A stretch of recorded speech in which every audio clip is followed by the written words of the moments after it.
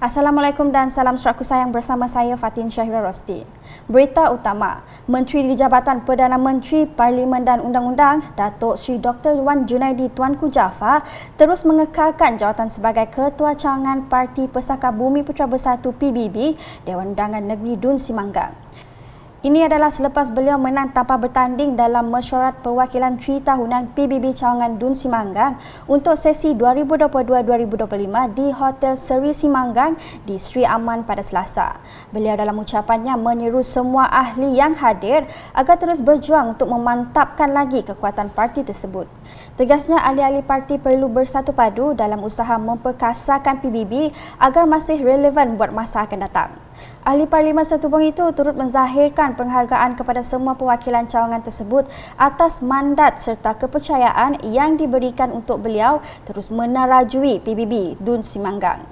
Beliau juga mengucapkan tahniah kepada semua ranting serta golongan barisan hadapan dari PBB cawangan tersebut yang terlibat sama ada secara langsung maupun tidak langsung dalam memastikan kemenangan calon-calon gabungan Parti Sarawak GPS di Dun Simanggang dan juga Dun Linga pada pilihan raya negeri ke-12 yang lepas.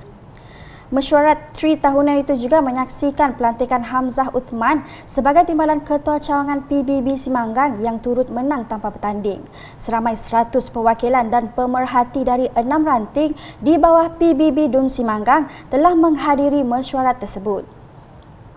Seterusnya, Dewan Bandaraya Kuching Utara DBKU telah menganjurkan program penanaman pokok bersempena dengan World Tree Planting Day di Taman Botani Sarawak TBS di Kuching pada Rabu. Timbalan Menteri Utiliti dan Telekomunikasi Sarawak, Datuk Dr. Abdul Rahman Junaidi memberitahu ia merupakan inisiatif DBKU untuk memelihara dan memulihara pokok-pokok hutan di samping mengalakkan penyertaan orang ramai bagi tujuan melestari serta mengindahkan kawasan sekitar Bandaraya Kuching. Bagi meningkatkan suasana kehijauan di Bandaraya Kuching dan sejak lebih kurang hampir 12 tahun berbagai spesies flora telah pun terdapat di Taman Botani ini yang terdiri pada pokok-pokok yang terdapat di seluruh Sarawak dan juga pokok tanaman. Jadi pada hari ini kita mulakan inisiatif untuk meningkatkan tanaman pokok-pokok yang tahan lama di kawasan botani ini untuk menambah kehijauannya. Beliau berkata demikian ketika ditemui media selepas menyempurnakan program tersebut. Datuk Dr. Abdul Rahman menambah ia menjadi harapan DBKU agar program seumpamanya dapat meningkatkan lagi kesedaran awam tentang kepentingan mengekalkan kelestarian alam sekitar di kawasan bandaraya. Jelasnya lagi, antara objektif pembangunan TBS ini adalah sebagai penempatan koleksi tanaman indigenous yang terdapat di Borneo dan juga sebagai pusat pembelajaran, penyelidikan serta pusat riadah untuk warga awam. Untuk rekod, sebanyak 50 batang pokok yang terdiri daripada 4 spesies telah ditanam di sekitar Taman Botani itu, yang antaranya termasuk pokok belian, pokok kapur, pokok gaharu dan pokok ara. Di Kapit pula, setelah 2 tahun tidak meraihkan Hari Raya dan Ramah Tamah akibat pandemik COVID-19, Lembaga Amanah Khairat Islam Daerah Kapit telah mengadakan Majlis Ramah Tamah Aidilfitri di Dewan Masyarakat Melayu pada Selasa. Menurut Timbalan Menteri di Jabatan Premier Sarawak, Undang-Undang dan Adat Bumi Putra, Jefferson Jamit Unyat, kehadiran pengunjung yang agak ramai pada program tersebut membuktikan kerjasama erat penduduk di 3 buah kampung Melayu di Kapit. Jelasnya, kerjasama dan hubungan erat itu akan dapat menjamin kejayaan yang lebih baik pada masa hadapan. Selain itu, katanya ia akan memberi manfaat kepada penduduk kampung khasnya dan masyarakat Melayu serta kaum lain amnya. Pada majlis tersebut, beliau turut mengumumkan peruntukan geran sebanyak RM15,000 kepada Lembaga Amanah Khairat Islam Daerah Kapit serta RM10,000 kepada Persekutuan Perkumpulan Wanita Sarawak PPWS Kapit.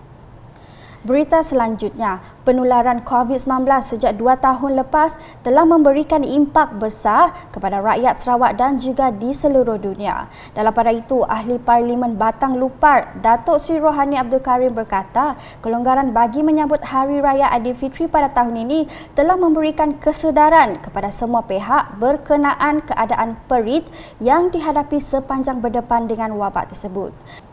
Jelasnya kerajaan juga turut terkesan akibat wabak COVID-19, namun pucuk pimpinan telah melakukan yang terbaik bagi memastikan rakyat terus hidup dalam keadaan yang selamat. Beliau berkata demikian ketika menyempurnakan program Berambeh Raya Kampung Hilir Semanggang di Dewan Serbaguna Kampung Hilir Sri Aman pada Selasa. Sumbangan itu, Datuk Sri Rohani menasihatkan masyarakat agar terus menjaga kebersihan dan keselamatan diri meskipun dalam fasa peralihan ke endemik ketika ini. Beliau memberitahu ia adalah langkah terbaik dalam usaha mengekang penularan COVID-19 selain mengambil suntikan vaksin. Katanya lagi, suntikan vaksin ternyata berkesan mengawal penularan, manakala jangkitan pada masa sekarang pula adalah pada tahap yang tidak membimbangkan. Oleh itu, Datuk Sri Rohani menasihatkan mereka yang belum mendapatkan suntikan vaksin COVID-19 untuk segera mengambilnya di pusat pemberian vaksin yang berdekatan. Sementara itu, budaya dan seni yang dimiliki oleh masyarakat tempatan perlu terus dikekalkan dan didedahkan khususnya kepada golongan muda. Demikian kata Ahli Dewan Undangan Negeri Adun Batu Danau, Paulus Palu Gumbang selepas tertarik dengan tarian zapin yang dipersembahkan oleh penduduk tempatan sebagai simbolik alu-aluan dalam majlis Ramatan Aidilfitri di Kampung Kuala Awang Limbang pada Isnin. Beliau berkata budaya dan seni masyarakat tempatan ini boleh dijadikan sebagai aktiviti bagi pertubuhan belia kebangsaan bersatu Sarawak Seberkas Cawangan Batu Danau pada masa akan datang, iaitu dengan mengadakan sesi pengajaran kemahiran atau bengkel tarian kepada ahli-ahli dan juga belia yang berminat. Katanya aktiviti seperti ini dapat membantu dalam memperkasa dan mengekalkan budaya serta seni tradisional. Bercakap mengenai Majlis Ramah Tamah berkenaan pula, Paulus berkata Majlis Anjuran Unit Seberkas Cawangan Batu Danau dan Surau Nurul Falah Kampung Kuala Awang telah diadakan buat kali pertama. Adun Batu Danau itu turut mengumumkan geran sebanyak RM10,000 masing-masing kepada Jawatan Kuasa Kemajuan dan Keselamatan Kampung JKKK, Surau dan Seberkas, manakala RM5,000 pula diperuntukkan kepada Biro Wanita. Beralih ke kawasan pusat di mana peminat sukan futsal di Kampung Supa kini boleh tersenyum selepas gelanggang futsal baru untuk kampung tersebut siap dibina sepenuhnya. Pembukaan fasiliti itu telah dirasmikan oleh Ahli Dewan Undangan Negeri Adun Saribas Muhammad Raziz Hitam pada Isnin serentak dengan perasmian Kelab Sukan dan Rekreasi Kampung Supa. Kelab itu ditubuhkan bagi menggerakkan aktiviti belia di kampung itu. Muhammad Razi yang juga Timbalan Menteri Pembangunan Wanita, Kanak-kanak dan Kesejahteraan Komuniti Sarawak turut berkesempatan merasmikan majlis penutupan pertandingan futsal tertutup Kampung Supa, anjuran Kelab Sukan dan Rekreasi Kampung Supa. Di bawah pula, Timbalan Setiausaha Kerajaan Sarawak, Dato' Ik Pahon Joyik telah merasmikan kursus penanaman jagung anjuran Jabatan Pertanian Sarawak di Balai Raya Kampung Jugan pada Selasa. Semasa berucap, beliau menzahirkan rasa gembira atas usaha penduduk Kampung Jugan yang sedang menghidupkan semula tanaman padi di kawasan Payanowang dan menyarankan agar tanaman lain juga turut diusahakan di kawasan seluas 50 hektar itu seperti jagung dan tanaman kotan lain. Dalam usaha berkenaan, Dato' Ik Pahon yang juga Presiden Persatuan Kebangsaan Dayak Bidayuh DBNA berharap agar penduduk kampung tersebut tidak melepaskan peluang untuk mendapatkan dokumentasi tanah di bawah inisiatif DBNA. Katanya ini kerana pihak Jabatan Tanah dan Survey telah melakukan perimeter untuk penyukatan lot tanah di bawah Seksyen 18 Kanun Tanah Negeri. Jelasnya lokasi kampung tersebut yang strategik dengan jarak yang tidak jauh dari Bandar Bau dan berada di laluan Lebuh Raya Pen Borneo amat sesuai untuk melakukan aktiviti perniagaan sama ada dengan berjual di gerai tepi jalan atau melalui kaedah pertanian moden dengan penggunaan teknologi dalam aspek jualan dan pasaran hasil tani. Dalam pada itu, beliau turut menasihatkan para peserta supaya belajar melakukan amalan pertanian yang betul bermula dari pemilihan tanaman, kualiti benih dan jenis pembajaan sehingga ke langkah pengeluaran hasil.